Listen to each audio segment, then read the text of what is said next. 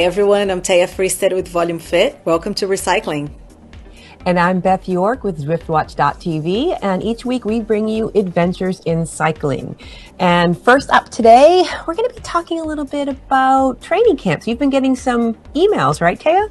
I have been. For the camps that I usually attend, with the groups that I usually attend, I'm already getting notifications about, hey, look at these camps for next year. You better start signing up. And I'm thinking, wow, it's not even cold yet, but I guess I should be looking at it and considering what I want to do next year. It might not be too early after all.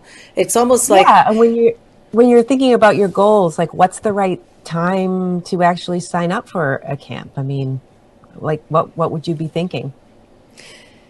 So the thought of it is nice, right? During the winter, you picture yourself in a very warm place, a nice place.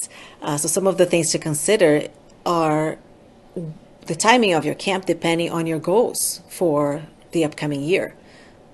If you do it too early in the season, you might be having that boost in fitness, but then you will have a hard time maintaining it throughout the winter months until you really need to use it early in the spring, for example. So taking a look at when the camps might be offered and when you have an event coming up next year and time those accordingly, perhaps a month before to a month and a half before your event might be the way to go.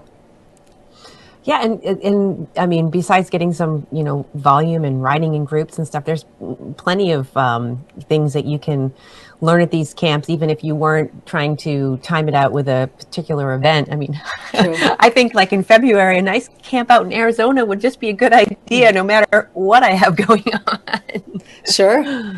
Yes. So there are endurance camps, the ones that you go and you ride long. There are the climbing camps. Obviously, you're going to be doing a lot of climbing. If that's something you want to work on, like you said, it doesn't necessarily need to be tied to an event. Skills camps, the ones that you work a little bit of everything. You do a long ride, then you work on races, race simulations, climbing, etc. But one thing that is really important to keep in mind when selecting a camp is trying to get an idea of the level, the different range of abilities of the riders that are going to attend the camp. Because you don't want to go to a camp where most of the riders are, for example, riding at 16 miles an hour when you ride at 20. So trying to get some information ahead of time on which camp you're going to attend and match the abilities is important. Right. Yeah. You want to get the most out of your camp and make sure you are well matched with with the fellow riders. Was much like a camp was the Zwift Academy, which just wrapped up. That was kind of like an indoor camp. Right. Right. Yeah. Maybe we can transition a little bit into that. The semifinalists were announced last Friday, and the top 10 men and women are now competing in the second round of it. And the announcement might have kicked up a little bit of dust on social media. Did you see some of that? I saw some controversy building up on Facebook, for example. There was some dissatisfaction from some of the competitors with the results, with the semifinalists that were chosen. So there was quite a bit of... Yeah. You can understand. Yeah, people are disappointed. I'm not sure it's, the posts that I saw have now been removed, which is a good thing, because I think that sometimes people act a little hot-headed and react rather than sort of think through. And, one of the things that I think about, they learned from one year over the next when they're using this as a selection tool is that, power is one metric, and you might be well matched. The comments I saw were really related to sort of matching watts per kilogram inside the game, and people who felt like they might be as strong as some of the people who were selected and they weren't selected were kind of like, wait a minute, what's at play?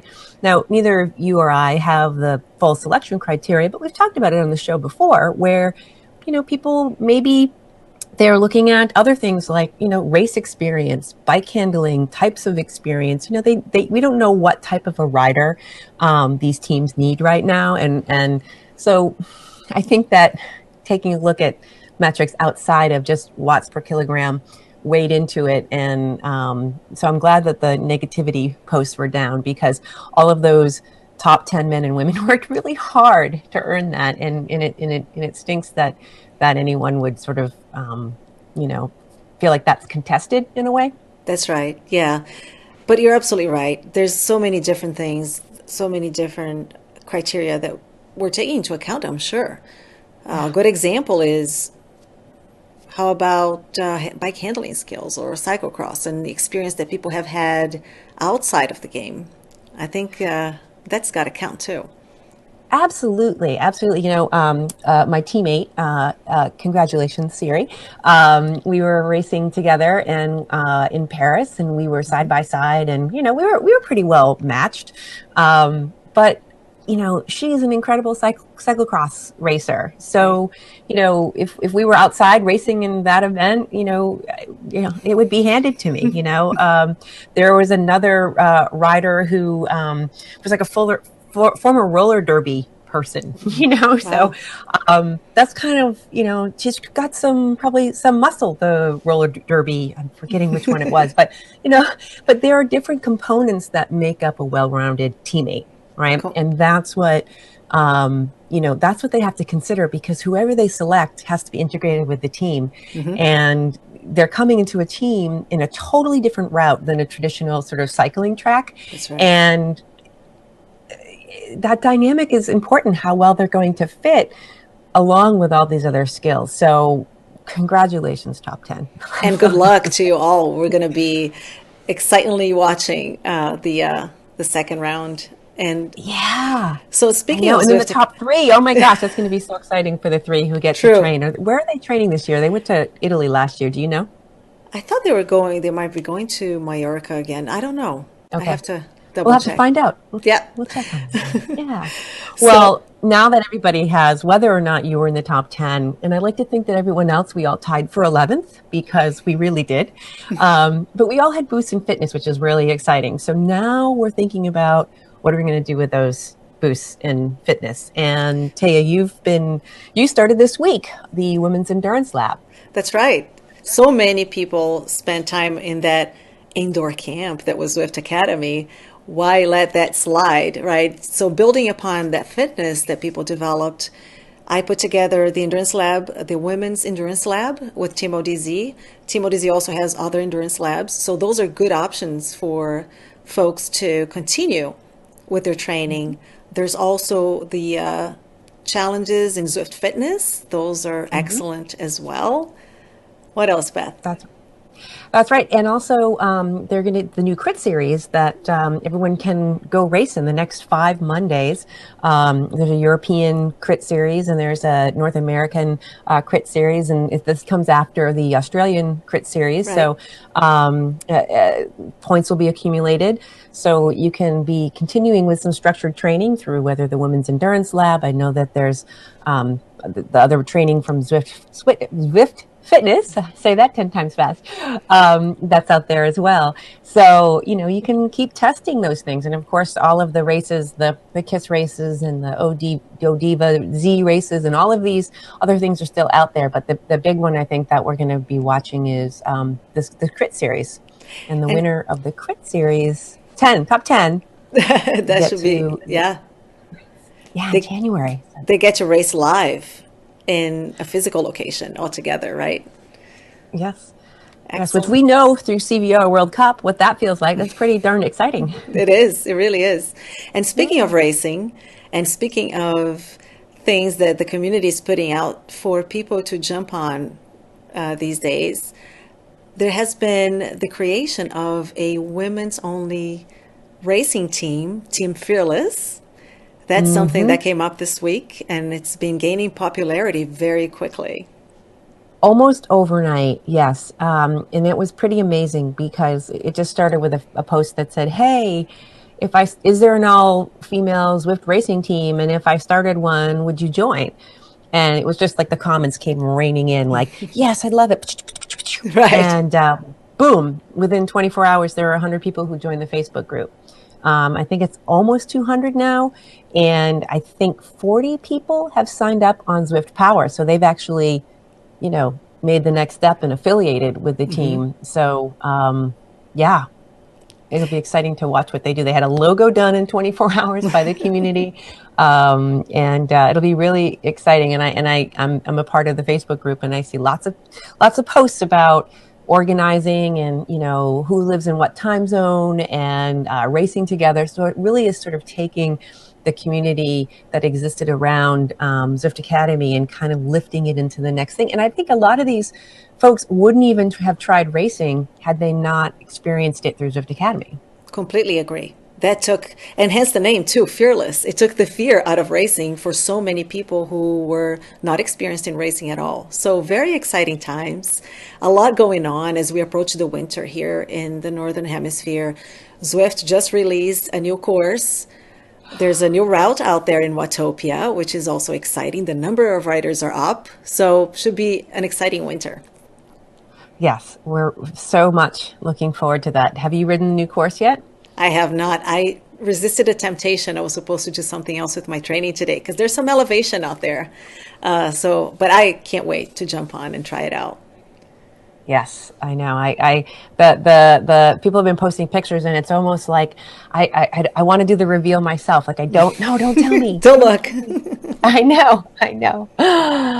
Oh, well, I think before we wrap it up, we have a couple funny things to share. They're not new, but they're worthwhile to bring back. And if you haven't seen it, which I hadn't seen it, have you seen the ostrich video? The ostrich video.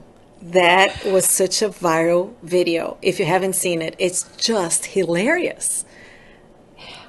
I don't even know how I would physically respond to that, because you've seen the one with the hawk that comes down or the bird that's coming down, but the ostrich just runs so weird that it's just sort of I can't even imagine someone's videoing that and someone's being chased by it. So here's a little clip. Enjoy it. The ostrich running after the bikers, and fortunately somebody had a camera on their bike, probably a GoPro, to be able to catch all that on camera, which was so funny. The other funny one that I saw, and it's again not new, but I was browsing through a couple of things, and there was this couple taking pictures on their wedding day. So they will go on the streets of Philadelphia and they're taking shots of themselves, and all of a sudden a group of nude cyclists roll by and they're riding right behind them. So they're photobombing, essentially, all these naked riders photobombing the wedding photo shoot. It was just something else. That is one memorable wedding photo. That is, it's X-rated if you put it on your wall, right? Yes, that's right. Yeah. And there are many things on my bucket list, but riding a bicycle naked is not one of them.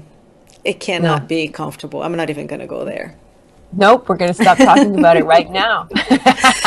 What we would like to see, though, how about something from you, a funny story of you on your trainer, something funny that happened. I don't know, maybe you fell off your bike on your trainer, or it can be, send us a sentence or two, or maybe a picture, and we'll feature next time on the next episode.